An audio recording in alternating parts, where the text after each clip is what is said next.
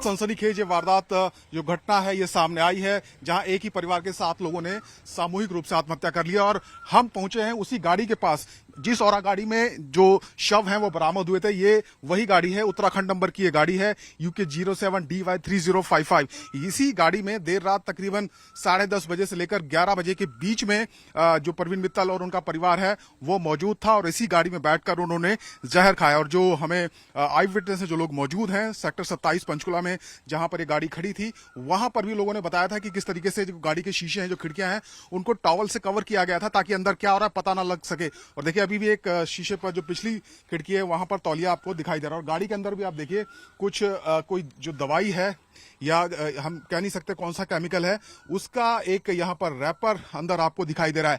क्या इसी जहर को, इसी नाम से जो जहर है उसको उन्होंने कंज्यूम किया, ये हालांकि जांच का विषय है। लेकिन आप गाड़ी की स्थिति देखिए किस तरीके से ये दिखाई दे रही है। और जो लोग हैं, जो प्रत्यक्षदर्शी वहां पर मौजूद थे, उन्होंने बताया भी था कि बहुत ज्यादा दुर्गंध गाड़ी से आ रही थी और सभी ने एक दूसरे के ऊपर वॉमिटिंग की हुई थी। वो तस्वीरों में भी आप देख सकते हैं। और परवीन मित्तल जो कि देहरादून का रहने वाला बताया जा रहा है, उसने बताया वहां पर आई विटनेस को कि कर्ज का बोझ बहुत ज्यादा उसके ऊपर बढ़ गया था, किसी ने उनकी मदद नहीं की और इसी वजह से उन्होंने जहर खाया है। और उसने ये भी बताया कि उसने खुद भी जहर खाया है, मेरी भी 5 मिनट में मौत हो जाएगी। और ऐसा ही हुआ। 7 लोग, परवीन मित्तल, उसके माता पिता, उसकी पत्नी, 2 बेटी, 1 बेटा बताया जा रहा है कि मर चुके हैं। सभी के शव कुछ निजी अस्पताल में हैं, कुछ जो पंचकुला का सिविल हॉस्पिटल है वहां पर रखवाए गए हैं।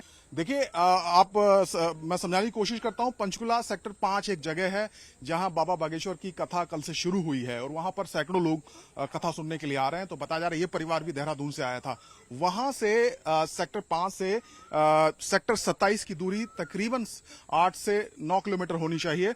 वो वहां पर पहुंचते हैं और सेक्टर 27 में एक रिहायशी सेक्टर है जो कि वहां पर जाते हैं और गाड़ी को इस तरह से कवर वो कर लेते हैं तौलियों से कि अंदर क्या हो रहा है किसी को पता ना लगे। लेकिन एक गाड़ी रिहायशी इलाके में जब काफी देर से खड़ी रही तो आसपास के लोगों को शक हुआ। एक वहां पर पुनीत राणा नाम का जो लोकल रेजिडेंट है, उसने बताया कि वो गाड़ी के पास गया तो देखा ड्राइविंग सीट पे जो शख्स था वो उसकी हालत खराब थी, हालांकि वो जीवित था। बाकी सब लोग बेसुध पड़े थे, सभी ने वोमिटिंग की हुई थी।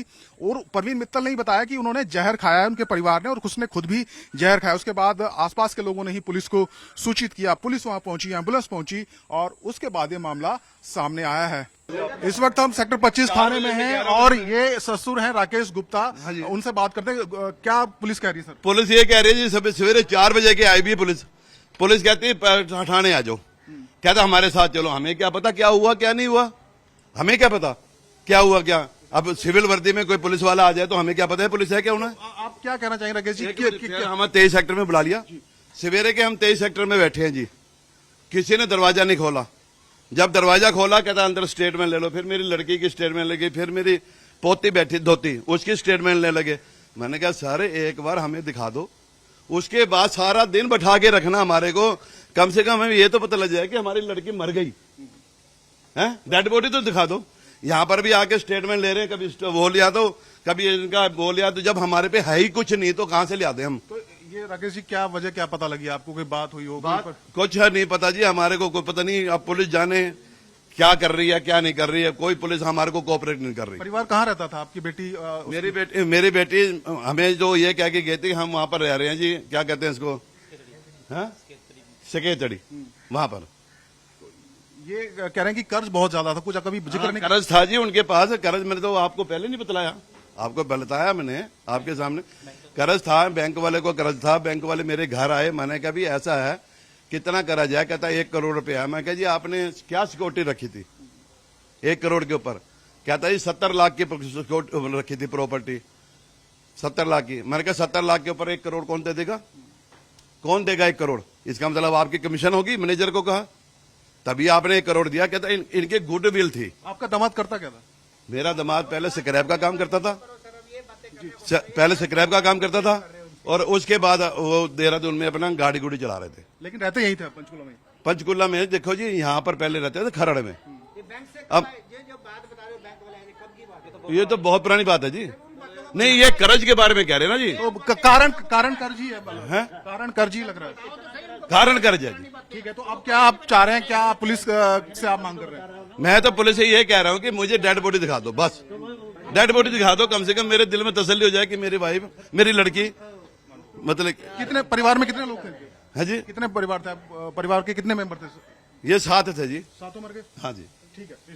तो राकेश गुप्ता हैं जो परवीन मित्तल के ससुर हैं। उनका कहना है कि पुलिस उन्हें परेशान कर रही है और उन्होंने माना कि हाँ कर्ज था और कर्ज ही इसकी वजह है, लेकिन पुलिस इस मामले में परिवार को परेशान कर रही है। परवीन मित्तल और उसका जो परिवार है वो अब इस दुनिया में नहीं है और सुसाइड नोट से प्रथम दृष्टया पुलिस को ऐसी जानकारी मिली है कि कर्ज के बोझ के नीचे दबकर उसे तंग आकर पूरे परिवार ने सामूहिक आत्महत्या कर ली है। और जो घर है वो यहीं पर वो रहते थे और जानकारी मिली है कि महज 25 दिन पहले ही परवीन मित्तल यहाँ पर अपने परिवार के साथ रहने आया था। लगातार वो अपनी लोकेशन बदल रहा था क्योंकि पिछले कई सालों से उस पर कर्ज था और 2015 से ही कर्ज का बोझ है वो लगातार बढ़ रहा था। बताया जा रहा है कि करीब 20 करोड़ रुपए का कर्ज परवीन मित्तल के घर पर था। इससे पहले वो खरड़ में रहता था, उससे पहले पंचकुला के ही पिंजौर इलाके में जहाँ उसके इन लॉज रहते हैं वहां पर रहता था और 5-6 साल पहले वो सब कुछ छोड़कर अचानक देहरादून चला गया था। लेकिन अब उसका जो नया ठिकाना है वो यहीं पर था, यही घर है जहां परवीन मित्तल अपने पूरे परिवार के साथ रहता था। आप देखिए अब कोई यहाँ पर नहीं है, अंदर से लॉक है। आप देख सकते हैं यहाँ पर बाहर जाली है लेकिन अंदर पूरे तरीके से लॉक लगा हुआ है। और आप देखिए ये एक घर है, ये पंचकुला का एमडीसी के पास सेक्रेटरी इलाका है। आप मकान मालिक हैं भाई साहब? क्या शुभ नाम है आपका? मनीष भाई, ये बताइए कि जो परवीन है वो क्या यहीं रहते थे?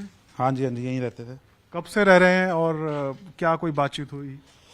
25-26 दिन हुए हैं अभी यार, इसी महीने आए थे वो रेंट पे। तो मैंने भी आज सुबह न्यूज़ में वाइफ बता रही थी कि ऐसे ऐसे बात है। बड़ा शॉकिंग है मेरे लिए भी क्योंकि यहाँ पे फैमिली के साथ रहते थे, 7 लोग थे। मम्मी पापा थे परवीन जी के, वाइफ थी और 3 बच्चे थे। चंडीगढ़ बच्चे स्कूल पढ़ते थे आई होप।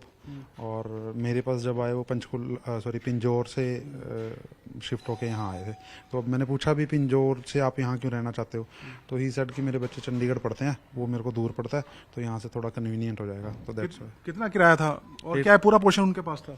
ये 2 कमरे थे उनके पास। अच्छा, ये सामने वाले 2 कमरे थे। ठीक, कितना किराया है? 8,000।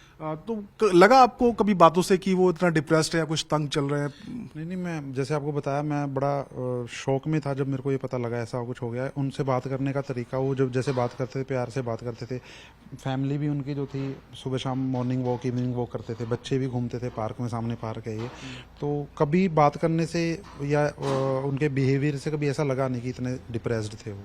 कब गए होंगे, आपको की जानकारी है? क्योंकि यहाँ ताला लगा हुआ है। हाँ, वो कल सुबह मेरे को उनका फ़ोन आया कि भैया हम बच्चों की छुट्टियां पड़ गई हैं तो हम गांव में जा रहे हैं, 3 दिन के बाद हम आएंगे। और 3 दिन में एक्चुअली यहाँ पानी की थोड़ी सी समस्या है तो वो कह रहे कि पानी भर लेना, अंडर टैंक है, अगर पानी भर लेना। तो लास्ट बात आपकी कल हुई है? कल सुबह हुई है। कल सुबह हुई है।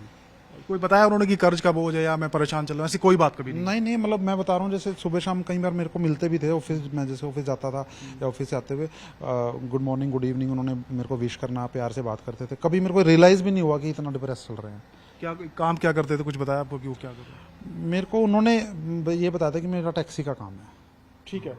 तो ये 2 कमरे हैं, मनीष हमें बता रहे हैं जो मकान मालिक हैं कि अभी 25 दिन पहले यहाँ पर रहने आए थे। उनकी बातों से कभी उनको नहीं लगा कि कहीं वो परेशान या तंग चल रहे हैं।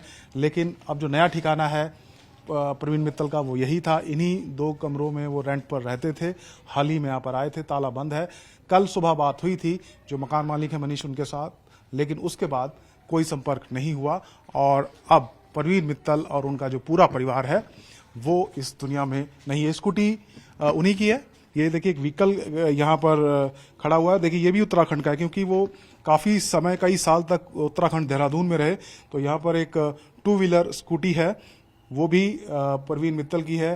कुछ कपड़े हैं यहाँ पर। ये सब जो सामान है वो उन्हीं का है। घर के अंदर हम नहीं दिखा सकते क्योंकि लॉक है, कुछ अंदर जाना संभव नहीं है। तो कुछ जो सामान है उनसे जुड़ा हुआ वो यहाँ पर रखा हुआ है। तो आप देख सकते हैं परवीन मित्तल के घर तक हम पहुंचे हैं। लगातार परवीन मित्तल अपनी जगह बदल रहे थे, लोकेशन बदल रहे थे। परिजन और पुलिस ने यही कहा है कि कर्ज का जो बोझ है वही मुख्य कारण फिलहाल लगता है।